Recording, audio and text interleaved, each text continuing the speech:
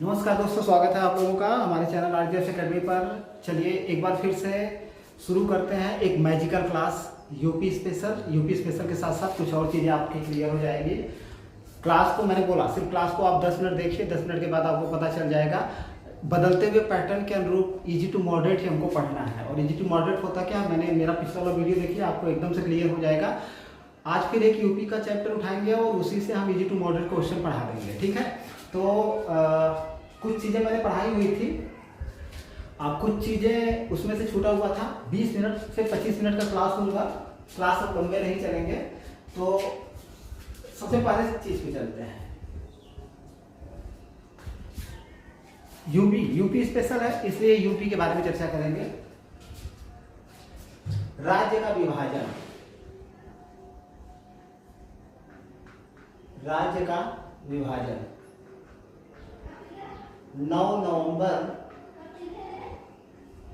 2000, ठीक है। मैंने पुनर्गठन तक पढ़ा दिया था और इजी टू मॉडरेट पढ़ा दिया था। अब देखिए सबसे पहली बात की ये वाली डेट आपको याद करके रखनी हुई है। राज्य का विभाजन कब हुआ, यूपी के राज्य का विभाजन कब हुआ और राज्य से कौन सा राज्य अलग बना था। तो कुछ नॉर्मल क्वेश्चन है, सबको पता है। 9 नवंबर 2000 से यूपी के 13 जिलों को काटकर 13 जिलों को अलग कर कौन सा राज्य बना था, उत्तराखंड, ठीक है। आपको ये तो याद हो ही जाएगा, मतलब इसको तो आपको याद करना ही करना है। दोनों फैक्ट यूपी है, आपको ये सन भी याद करना है कि यूपी का विभाजन कब हुआ, सन के साथ आपको याद करके रखना ही है। तो यूपी स्पेशल आप पढ़ेंगे तो आपको इतनी चीजें मिल जाएंगी कि 9 नवंबर 2000 को 13 कितने जिलों को 13 जिलों को अलग करके उत्तराखंड का गठन किया गया, ठीक है। नॉर्मल क्वेश्चन है, लेकिन अब यहाँ से इजी टू मॉडरेट चलते हैं हम लोग। अच्छा, यहाँ से क्वेश्चन हो सकता है ना कि जब यूपी का विभाजन किया गया उसमें यूपी का मुख्यमंत्री कौन था, या भारत का प्रधानमंत्री कौन था, या भारत के राष्ट्रपति कौन थे, या कोई घटना अगर उस दिन घटित हुई है कोई आईएमपी, तो वहां से भी क्वेश्चन आ सकता है, ठीक है। तो कोई ऐसी घटना घटित नहीं हुई, लेकिन हमको 2-3 चीजों को जानना पड़ेगा। अब 9 नवंबर 2000 में या 9 नवंबर 2000 की अगर बात किया जाए तो उत्तर प्रदेश के मुख्यमंत्री कौन थे, भारत के राष्ट्रपति कौन थे, या भारत के प्रधानमंत्री कौन थे, ठीक है। तीनों चीजों को आपको एकदम से याद करके रखना पड़ेगा। तो चलिए चलते हैं। 9 नवंबर 2000 में अगर हम बात करें यूपी के अगर हम बात करें यूपी के मुख्यमंत्री की, उस समय 2000 में कौन मुख्यमंत्री थे, तो श्री कल्याण सिंह मुख्यमंत्री थे। जब इसका विभाजन हुआ, राज्य का विभाजन हुआ, तो श्री कल्याण सिंह मुख्यमंत्री यहाँ के थे।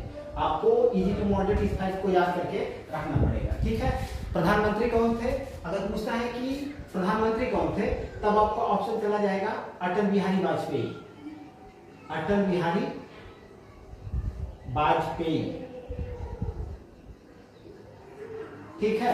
अब अगर पूछ दे कि भैया उस समय राष्ट्रपति कौन थे, तो उस समय राष्ट्रपति जिनको आप के आर नारायण कहते हैं, उनका पूरा नाम था कोचरिल रमन नारायणन। इतनी चीजें, इसे कहते हैं इजी टू मॉडरेट होना, ठीक है। आपको यूपी स्पेशल की किताब में इतनी चीजें मिलेंगी आराम से, ये फैक्ट मिल जाएगा, ठीक है, ये फैक्ट मिल जाएगा। लेकिन इस फैक्ट के लिए अब चूंकि मैंने बोला ना परीक्षा पैटर्न बदला, उसी हिसाब से आपको बदलना पड़ेगा। आप बदल गए तो ठीक, नहीं तो फिर फाइट से बाहर होना एकदम कंफर्म है। तो अब यहाँ से क्वेश्चन अगर करें कि जब राज्य का विभाजन किया गया उस समय यूपी के मुख्यमंत्री कौन थे, तुरंत आप ऑप्शन लगाएंगे श्री कल्याण सिंह जी, उस समय क्या थे, यूपी के मुख्यमंत्री थे, ठीक है। अब अगर पूछे कि उस समय यूपी के भारत के प्रधानमंत्री कौन थे, तो अटल बिहारी वाजपेयी जी थे। राष्ट्रपति पूछे तो कोचिल रमन नारायणन जी क्या थे, राष्ट्रपति थे, ठीक है। अच्छा, अब अगले फैक्ट की तरफ चले। 9 नवंबर 2000 को हो गया। अब प्रथम राज्य की भाषा, ठीक है। दूसरा फैक्ट देखते हैं। प्रथम राजकीय भाषा,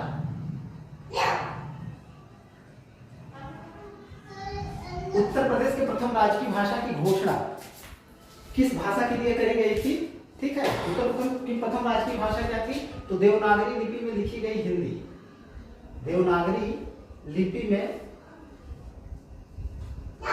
लिखी गई हिंदी, इसी को प्रथम राज्य की भाषा घोषित किया गया। कब? अक्टूबर 1947 को, अक्टूबर 1947 को। अब यहां से इजी टू मॉडरेट क्वेश्चन बन सकता है। अक्टूबर 1947 कोई संवैधानिक ऐसे मतलब कोई संविधान संबंधित कोई मुख्य घटना ऐसा कुछ नहीं हुआ था, तो यहाँ से क्वेश्चन हम लोग इजी टू मॉडरेट में चलेंगे। 1947 में कौन यूपी के मुख्यमंत्री थे? तो यूपी के प्रथम मुख्यमंत्री कौन हुए थे? तो आपका ऑप्शन जाएगा पंडित गोविंद वल्लभ पंत। अगर पूछे कि जब प्रथम राज्य की भाषा की घोषणा की गई तो उस समय यूपी के प्रथम मुख्यमंत्री कौन थे? तो यही प्रथम भी थे, पंडित गोविंद वल्लभ पंत जी थे। और यहाँ से क्वेश्चन और भी आता है, इन्होंने ही भारत विभाजन का प्रस्ताव भी रखा था, भारत विभाजन का प्रस्ताव रखा था। बहुत ही आईएमपी क्वेश्चन है। क्वेश्चन है दोनों ही क्वेश्चन पूछे गए हैं। थोड़ा सा यहाँ से दिक्कत हो रही है।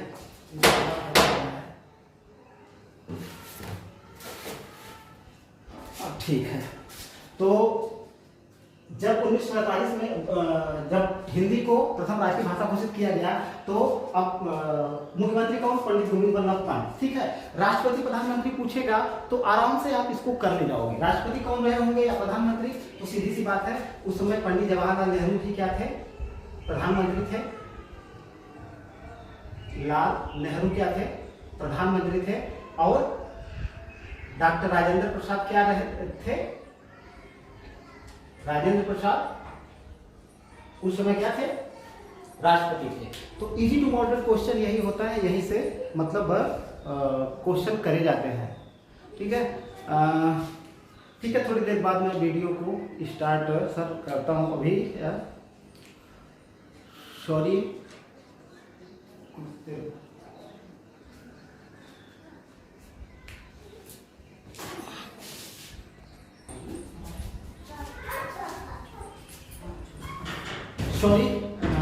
कुछ लोगों के आने के कारण वीडियो को थोड़ा सा रोकना पड़ा था हमको। तो हम यहाँ से बात कर रहे थे इजी टू मॉडरेट की बात। तो प्रथम राज्य की भाषा से आपको ये वाला शब्द तो याद करके रखना ही रखना होगा, अक्टूबर 1947। इसके साथ साथ अगर यहाँ से भी क्वेश्चन कर सकता है कि भैया ये उत्तर प्रदेश के मुख्यमंत्री कौन थे, भारत के प्रधानमंत्री कौन थे, या भारत के राष्ट्रपति कौन थे। तो ये सारे ऑप्शन आपको आने चाहिए, क्योंकि आप आरओ या पीसीएस देने जा रहे हो तो आपको इतनी चीजें तो जाननी पड़ेंगी ही पड़ेंगी। ठीक है, चलिए आगे चलते हैं। कुछ क्वेश्चन और हैं, उस पर गौर कर लेते हैं। राजकीय पुष्प तीसरा, जैसे नॉर्मल सा क्वेश्चन है कि उत्तर प्रदेश का राजकीय पुष्प क्या है? पलाश या टेसु, जिसे जंगल की आग भी कहा जाता है, जंगल की आग भी कहा जाता है। चलिए ठीक है, अब राजकीय पुष्प या पलाश या टेसु, जिसको जंगल की आग भी कहा जाता है, इसको कब अपनाया गया था? कब अपनाया गया था? तो 4 जनवरी 2011। ठीक है, चलिए अब इसको तो आप याद करके रखेंगे ही रखेंगे। चलिए क्वेश्चन में, अब ये वाला क्वेश्चन वनडे एग्जाम से लेकर के हर एग्जाम के लिए एमपी है। राजकीय पुष्प क्या है यूपी का? तो आपका ऑप्शन जाएगा भैया, राजकीय पुष्प हमारा जो है वो पलाश है, पलाश या टेसु है, जिसे किसी को जंगल की आग भी कहा जाता है। और इसको कब अपनाया गया था? तो आपका ऑप्शन जाएगा 4 जनवरी 2011 को इसको अपनाया गया था। अब चलिए इजी टू मॉडरेट हो जाते हैं। 4 जनवरी 2011 में क्या कुछ घटना घटी थी? अगर कोई इंटरनेशनल घटना भी घटी हुई है 2011 में तो उसको भी हम ले करके चलते हैं। तो सबसे पहले इंडिया में चलेंगे। 2011 सबसे पहले ये देखेंगे कि भाई उस समय प्रधानमंत्री कौन था, राष्ट्रपति कौन था, या यूपी के मुख्यमंत्री कौन थे। ठीक है, तो 4 जनवरी 2011 की अगर बात किया जाए तो राष्ट्रपति प्रतिभा पाटिल जी थी, प्रतिभा पाटिल। उपराष्ट्रपति हामिद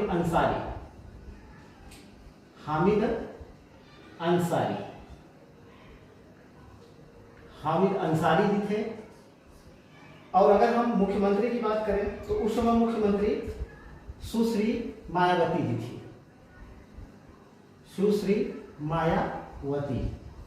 ठीक है, ये तीन चीजें हो गई, ये तो हो गई यूपी की। अच्छा क्वेश्चन कर सकता है ना। अब देखिए 2011 में अगर कोई घटना घटी थी, इसको देखते हैं 2011 में। 2011 में बहुत ही आईएमपी एक घटना घटी थी क्या, 11 मई 2011 को, 11 मई 2011 को पाकिस्तान के एबटाबाद में किसको मार गिरा, किस आतंकवादी को मार गिराया गया था, ओसामा बिन लादेन को। इसलिए ओसामा बिन लादेन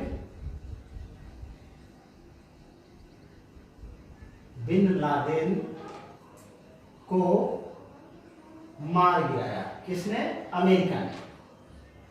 ठीक है, ये वाला तब 2011 से ये वाला क्वेश्चन भी आईएमपी बन जाता है। ठीक, और 2011 से और कुछ आईएमपी है, उसको भी देख लेते हैं। एक चीज और हुई थी विश्व में, क्या हुई थी, 11 मार्च 2011 को जापान का फुकुशिमा परमाणु दुर्घटना।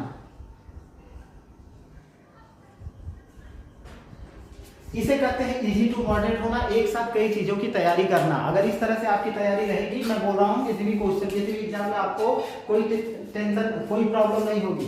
एक साथ एक पंथ दो काज, एक तीर से दो शिकार। राज की पुष्प क्या है, आपका ऑप्शन तुरंत जाएगा, पलाश या टेसु है। ठीक है, इसे क्या कहते हैं, जंगल की आग कहते हैं। ये तो क्वेश्चन का नॉर्मलाइजेशन हो गया, और इसको 4 जनवरी 2011 को अपनाया गया था। अब जब 2011 को अपनाया गया था तो ऐसा क्वेश्चन कर सकते हैं ना कि 2011 में राष्ट्रपति कौन था। ठीक है, तो अगर पूछता है कि राष्ट्रपति कौन था, तो प्रतिभा पाटिल जी थी, यही भारत की पहली महिला राष्ट्रपति भी थी। ठीक है, उस समय प्रतिभा पाटिल थी और यही भारत की पहली महिला राष्ट्रपति भी थी। अगर क्वेश्चन करें जब राष्ट्रीय पुष्प उत्तर प्रदेश पलाश या टेसु को अपनाया गया तो उपराष्ट्रपति कौन थे, तो आपका ऑप्शन जाएगा हामिद अंसारी जी थे। ठीक है, और क्वेश्चन करें क्योंकि यूपी स्पेशल है कि उस समय मुख्यमंत्री कौन थी, तो आपका ऑप्शन जाएगा मायावती जी, उस समय मुख्यमंत्री थी। अब 2 इंटरनेशनल घटनाएं घटी हुई हैं, कौन कौन सी घटनाएं, 11 मई देखिए 2011 को। जैसे अगर क्वेश्चन बनाना हो तो कहीं से भी क्वेश्चन बनाया जा सकता है, जीएस का कोई भी, मतलब अब देखते हैं परीक्षा का पैटर्न बदला है, इसलिए इजी टू मॉडरेट क्वेश्चन आ रहे हैं। अब उत्तर प्रदेश में जब पलाश या टेसु को राजकीय चिन्ह के रूप में अपनाया गया था, उस समय निम्न में से कौन सी विश्व की प्रसिद्ध घटना घटी थी। ठीक है, तो उसमें एक आध ऑप्शन इसमें शामिल कर सकता है क्या भैया, आपको पता रहेगा कि 2011 में ही एबटाबाद में ओसामा बिन लादेन को मारा गया था, तभी आप इस ऑप्शन को कर पाएंगे। ठीक, और जब आपको ये पता रहेगा कि 11 मार्च 2011 को जापान के फुकुशिमा परमाणु दुर्घटना हुई थी, यानी परमाणु संयंत्र में दुर्घटना हुई थी और बहुत से लोगों की जान चली गई थी। ये अब यहाँ से क्वेश्चन आता है, फुकुशिमा परमाणु संयंत्र दुर्घटना कहाँ हुई थी, तो आपका ऑप्शन जाएगा जापान में हुई थी। ठीक है, किस सन में हुई थी, तो 11 मार्च 2011 को हुई थी। तो हमने यूपी के साथ साथ विश्व को भी देख लिया। ठीक है, इसे कहते हैं इजी टू मॉडरेट होना या इजी टू मॉडरेट तैयारी करना। अगर आप इस तरह से तैयारी करेंगे, मेरा दावा है कहीं आपको कहीं कोई दिक्कत नहीं होगी। चलिए आगे चलें।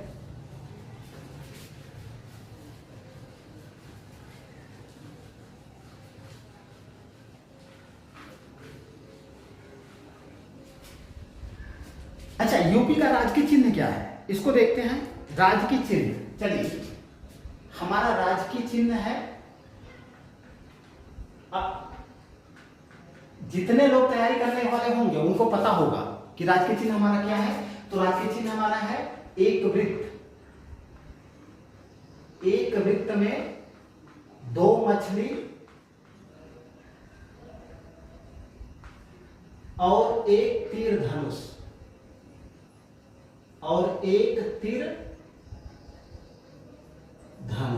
ये तो हमारा क्या है, राजकीय चिन्ह है। अब देखिए, अब राजकीय चिन्ह को अपनाया कब गया, ये वाली चीज बहुत ही आईएमपी है, सन 1938 में। ठीक है, चलिए इतनी चीजें तो हमने जान ली। सन 1938 में हमारे राजकीय चिन्ह को अपना लिया गया था और हमारा राजकीय चिन्ह क्या था ये भी हमने देख लिया। लेकिन अब होते हैं इजी टू मॉडरेट। अब होते हैं कि 1938 में वही कुछ भी पूछ सकता है, मुख्यमंत्री प्रधानमंत्री से लेकर कुछ घटनाओं तक पूछा जा सकता है। तो अगर 1938 की बात करें, सन 1938, तो 1938 में भारत क्या था, गुलाम था। आजाद नहीं था ना। तो अगर पूछे कि जिस समय उत्तर प्रदेश में राजकीय चिन्ह को अपनाया गया, इसको अपनाया गया, उस समय यहाँ का वायसराय कौन था, तो आपका ऑप्शन जाएगा लॉर्ड लिनलिथगो। इसी के समय में अगस्त क्रांति या भारत छोड़ो आंदोलन हुआ था सन 1938 में।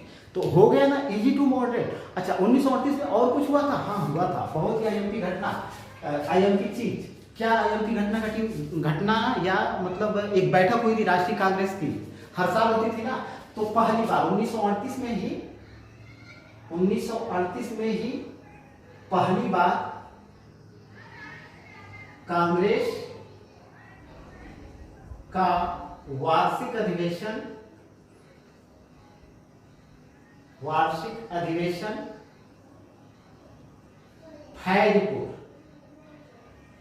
फैजपुर कहां पड़ता है? पश्चिम बंगाल में। पश्चिम बंगाल में हुआ था। और इसकी अध्यक्षता किसने की थी? तो सुभाष चंद्र बोस ने की थी। किसने करी थी? सुभाष चंद्र बोस ने। और इस राष्ट्रीय कांग्रेस इस बैठक या इस अधिवेशन में क्या मेनली किस पर बहस हुआ था या क्या पारित हुआ था? तो राष्ट्रीय आर्थिक, खासकर कृषि नीति आर्थिक नीतियों से संबंधित प्रस्ताव पारित हुए थे।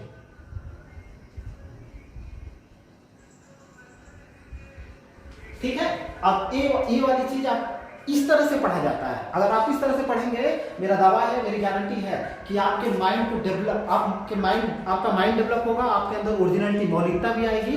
आप एक साथ कई चीजों को आप तैयार करते हुए भी चलेंगे। तो 1938 में हम भी पढ़ रहे हैं, लेकिन इसके साथ साथ हमने हिस्ट्री को भी देख लिया कि क्या घटना हुई है। ठीक है। अच्छा यहाँ पे ये चीज हमने देख लिया। अच्छा 1938 में ऐसा कुछ और भी हुआ था क्या? 1938 में कोई IMP थी? जैसे 1938 में ही जब कांग्रेस के सुभाष चंद्र बोस जी अध्यक्ष थे, तो हुआ क्या था कि उस समय हरियाणा के हिसार में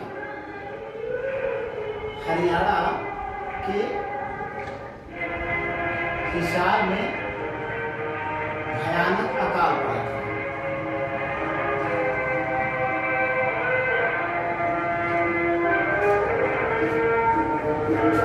जिस समय राष्ट्रीय कांग्रेस के अध्यक्ष थे कौन?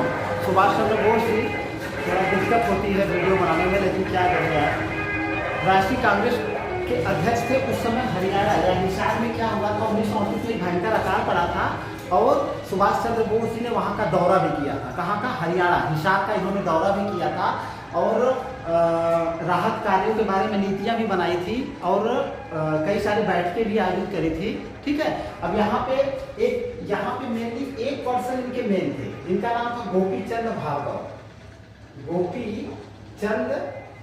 भार्गव। ये ऐसे व्यक्ति हैं जिनके यहाँ ये रुके भी थे, इन्हीं के यहाँ रुके थे, चाहे जाते समय रुके थे या जलपान भी किए थे,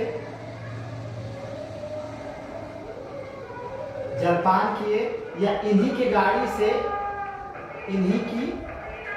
गाड़ी से दौरा भी किया। जहां अकाल पड़ा हुआ था वहां पे ही गोपी चंद भार्गव जी की गाड़ी के से इन्होंने जगह जगह जाकर के जनसभाएं आयोजित की थी और लोगों को संबोधित किया था और राहत कार्य के बारे में नीतियां बनाई थी। ठीक है। और दूसरी चीज क्या है कि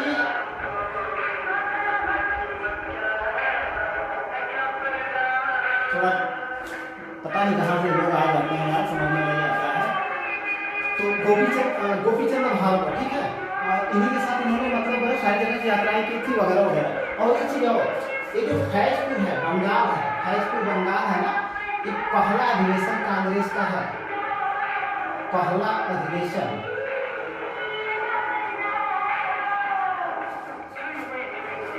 अधिवेशन थोड़ा सा बंद करके चालू करते हैं, नहीं तो पता चलता है कि स्ट्राइक लग जाती है, कॉपीराइट क्लेम आ जाता है, किसी गाने की आवाज़ थोड़ी भी चली गई तो।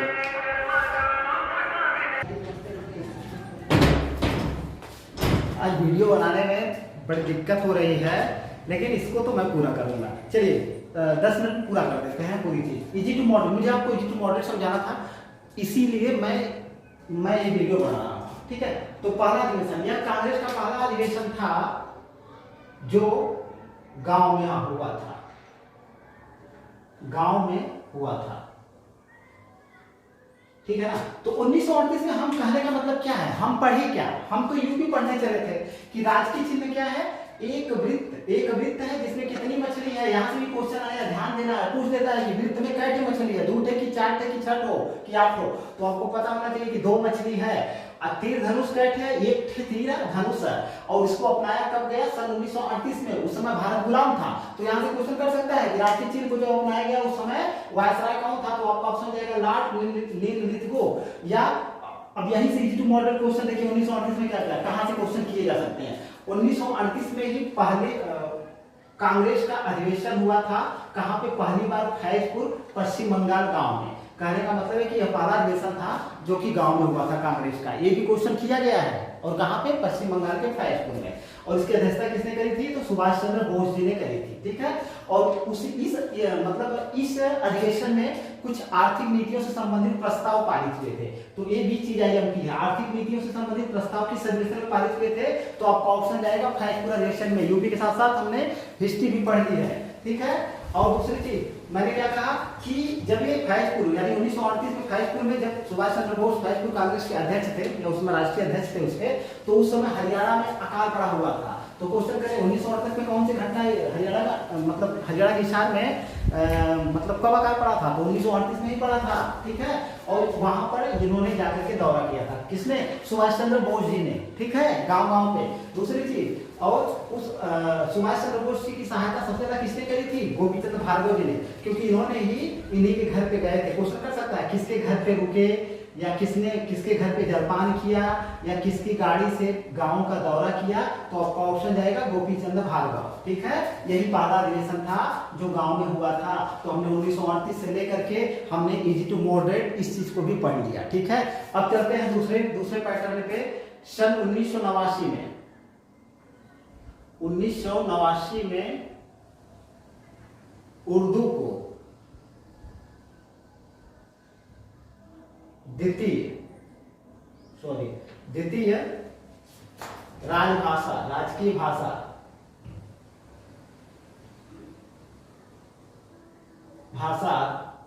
का दर्जा प्रदान किया गया, ठीक है। अब 1989 में, अब ये वाला सन तो यूपी से आपको याद करके रखना है कि भैया सन 1989 में उर्दू को राजकीय भाषा का दर्जा प्रदान किया गया दर्जा प्रदान किया गया। लेकिन अब इजी मॉडरेट आ जाएगी। 1989 में जब उर्दू को राजकीय भाषा का दर्जा प्रदान किया गया, तो सीधी सी बात है, भारत आजाद था। भारत आजाद था तो उस समय भारत के अपने राष्ट्रपति थे, अपने प्रधानमंत्री थे, यूपी के अपने मुख्यमंत्री रहे होंगे। तो अब यहाँ पे देखते हैं कि यूपी के मुख्यमंत्री कौन थे, और भारत के राष्ट्रपति और भारत के प्रधानमंत्री कौन थे सन 1989 में। तो 1989 की अगर बात किया जाए तो उस समय नारायण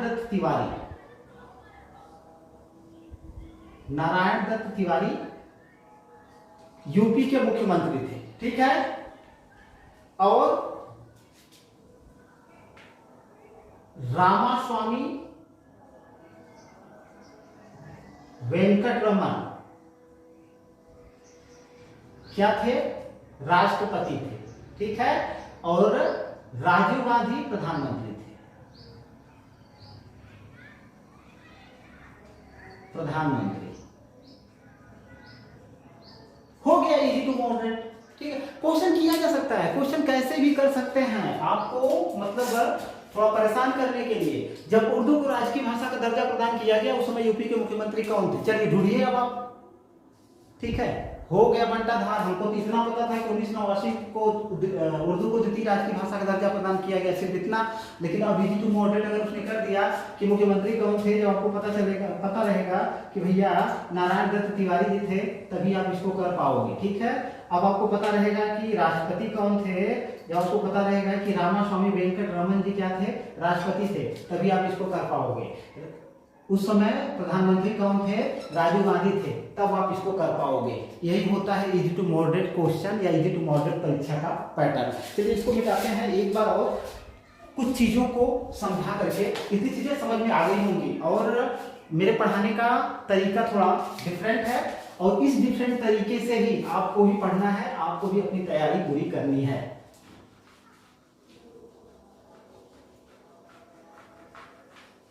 अच्छा देखिए, अब एक आयोजित है कि यूपी से है क्या, 17 मार्च 1866 को उत्तर प्रदेश में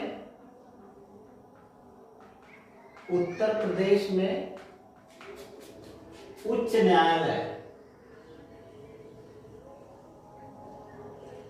की स्थापना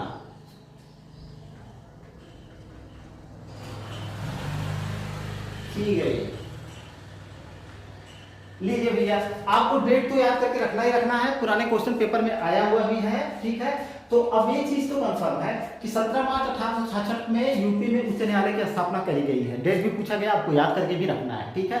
अब यही से इजी टू मॉडरेट हो जाते हैं, क्योंकि 1866 की बात हो रही है, तो 1866 में क्या था, भारत गुलाम था या भारत को आजादी प्राप्त नहीं हुई थी। तो अगर यहाँ से क्वेश्चन कर दे भैया उस समय, जिस समय उच्च न्यायालय की स्थापना करी गई थी, उस समय यहाँ का वायसराय कौन था, तब फंसना नहीं है। उस समय यहाँ का वायसराय की अगर बात कर दे, वायसराय की अगर बात कर दे, तो वायसराय जो थे वह सर जॉन लॉरेंस थे, सर जॉन लॉरेंस। और इतिहास में अपनी हस्तक्षेप की नीति के लिए बहुत फेमस है। अफगानिस्तान के संदर्भ में हस्तक्षेप की नीति इन्होंने ही अपनाई थी, ठीक है ना। और इन्हीं मतलब इसी समय यानी 1866 में इन्हीं के समय, क्योंकि 1866 से 1867 से 2 साल तक रहे थे, और 1866 में इन्होंने लॉरेंस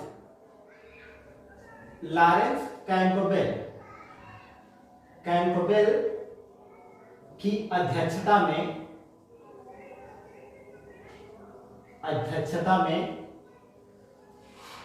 एक अकाल आयोग का गठन किया था, एक अकाल आयोग का गठन किया था, ठीक है। तो कम से कम इतना पता होना चाहिए कि जब सिर्फ यूपी अगर आप पढ़ रहे हैं तो ये भी पता होना चाहिए कि भैया जब 17 मार्च 1866 ईस्वी को यूपी में उच्च न्यायालय की स्थापना करी जा रही है, तो ये तो हो गया यूपी की बात। अब उस समय वायसराय कौन था जानना जरूरी है, सर जॉन लॉरेंस। अब यही से क्वेश्चन ये भी आता है, हस्तक्षेप की नीति किसने अपनाई थी, तो आपका ऑप्शन जाएगा सर जॉन लॉरेंस ने। इन्हीं के नाम से एक और है, सर जॉन लॉरेंस कैंपबेल की अध्यक्षता में एक अकाल आयोग का गठन किया था। तो ये भी क्वेश्चन आया हुआ है कि कैंपबेल आयोग किससे संबंधित है, तो तुरंत आपको ऑप्शन जाएगा कैंपबेल आयोग किससे संबंधित है, अकाल आयोग से संबंधित है, ठीक है। तो इजी टू मॉडरेट यही होता है। एक दो एग्जाम्पल और समझाते हैं, फिर अगली क्लास में इसके बारे में चर्चा करेंगे। जैसे एक है यूपी में राज्य मानवाधिकार आयोग का गठन तो हुआ था 7 अक्टूबर 2002 को, ठीक है। अब ये तो हो गई यूपी की बात कि यूपी में राज्य मानवाधिकार आयोग का गठन कब हुआ। तो जीआईएमपी क्वेश्चन, मैं जीआईएमपी क्वेश्चन ही सारे पढ़ा रहा हूं, कोई भी मतलब ऐसा क्वेश्चन नहीं है, सभी क्वेश्चन आए हुए हैं और आते जाते रहते हैं और आएंगे भी, कंफर्म है। तो अगर पूछता है कि राज्य मानवाधिकार आयोग का गठन कब हुआ था, तो आपको डेट याद रखनी पड़ेगी 7 अक्टूबर 2002 को। अब इजी टू मॉडरेट हो जाते हैं। 7 अक्टूबर 2002 को जब यूपी में राज्य मानवाधिकार आयोग की गठन हुआ था, उस समय यहाँ की मुख्यमंत्री कौन थी, तब आपको फंसना नहीं है। क्या कौन थी उस समय, मायावती जी थी। मुख्यमंत्री कौन थी, मायावती मुख्यमंत्री। ठीक है। प्रधानमंत्री की बात करें अगर,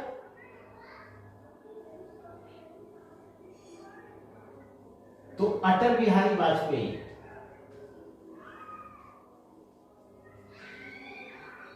वाजपेयी। अब राष्ट्रपति की बात करें अगर, तो कोचरिल, वही कोचरिल, एक बार पीछे हमने बताया एग्जाम्पल में, कोचरिल रमन नारायणन। लीजिए, हो गया। अब देखिए, अब यहां से ये तो आपको याद करके रखना ही रखना है कि राज्य मानव अधिकार आयोग का गठन मतलब कब हुआ था, इस डेट को आप याद करोगे 7 अक्टूबर 2002 को। अब इजी टू मॉडरेट आते हैं, मुख्यमंत्री कौन थी उस समय, तो मुख्यमंत्री सुश्री मायावती जी थी, प्रधानमंत्री अटल बिहारी वाजपेयी जी थे, ठीक है ना।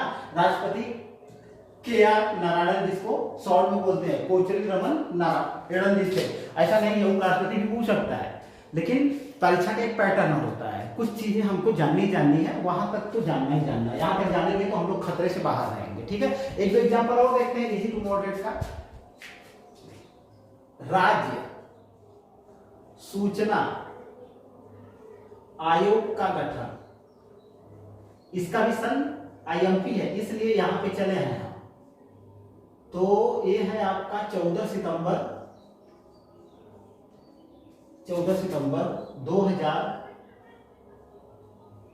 2005। अब यहां से देखिए, कोई जरूरी नहीं है कि यहां जो 7 अक्टूबर 2002 है तो पूरी डेट में क्यों पढ़ा रहा हूं, क्योंकि ये ऐसे क्वेश्चन है जो कि आईएमपी संस्थान है, तो इनकी पूरी डेट पूछ लेता है, सिर्फ 2002 ही नहीं, ये 7 अक्टूबर भी पूछ लेता है। इसीलिए इन सबों को आपको पूरी डेट याद करके रखनी है। ये 17 मार्च 1866 जो उच्च न्यायालय का गठन है, पूरी डेट इसीलिए मैं पढ़ा रहा हूँ। अब यहाँ पर भी पूरी डेट आपको याद करके रखनी है कि राज्य सूचना आयोग का गठन कब हुआ था, तो इसकी डेट आपको याद होनी चाहिए कि 14 सितंबर 2005 को हुआ था। अब वही चीज, चलिए, उस समय मुख्यमंत्री कौन थे, किसके कार्यकाल में राज्य सूचना आयोग का गठन हुआ था, ये वाली चीज आ जाएगी ना। तो उस समय मुख्यमंत्री मुलायम सिंह यादव जी थे, मुलायम सिंह यादव, ठीक है। राष्ट्रपति की अगर बात करें तो अब्दुल कलाम जी थे, अब्दुल कलाम। और प्रधानमंत्री की बात करें तो अटल बिहारी वाजपेयी थे। इनके कार्यकाल में यूपी में राज्य सूचना आयोग का गठन हुआ था। हालांकि ये तीनों चीजें बहुत ही आईएमपी है। एक लास्ट वाला फैक्ट देख लेते हैं, राज्य महिला आयोग का गठन, राज्य महिला आयोग का गठन, ठीक है। ये हुआ था आपका अगस्त 2004, इसकी एग्जैक्ट डेट यार अगस्त 2004 है, ठीक है। एग्जैक्ट डेट जो मुझे मिली है वो है अगस्त 2004। तो अब वही चीज है कि अगस्त 2004 में भी अगर पूछ दे कि अगस्त 2004 में मतलब कौन प्रधानमंत्री, कौन राष्ट्रपति और कौन मुख्यमंत्री था, तब देखिए 2005 में ये जो राज्य सूचना आयोग है और ये जो राज्य महिला आयोग है, ठीक है, दोनों के समय यही लोग थे, यानी कि मुख्यमंत्री मुलायम सिंह जी थे, राष्ट्रपति अब्दुल कलाम जी थे और प्रधानमंत्री अटल बिहारी वाजपेयी जी थे, ठीक है। तो ये सारी चीजें हो गई, इसे कहते हैं इजी टू मॉडरेट। तो इतनी चीजें आपको फिलहाल याद करके रखिए, मिलते हैं नेक्स्ट वीडियो में। और मेरी एक खास गुजारिश है, वीडियो को प्लीज शेयर करिए, सब्सक्राइब करिए, ज्यादा से ज्यादा लोगों से सब्सक्राइब करवाइए करिए। और कर्रा कॉलेज की मेरी छात्राओं से और छात्रों से मेरा अनुरोध है कि जल्दी जल्दी 1000 प्लस करिए, मैं लाइव क्लास चलाऊं और आप लोगों को जोड़ करके पढ़ाना स्टार्ट करूं, ठीक है। वीडियो देखने के लिए बहुत बहुत धन्यवाद।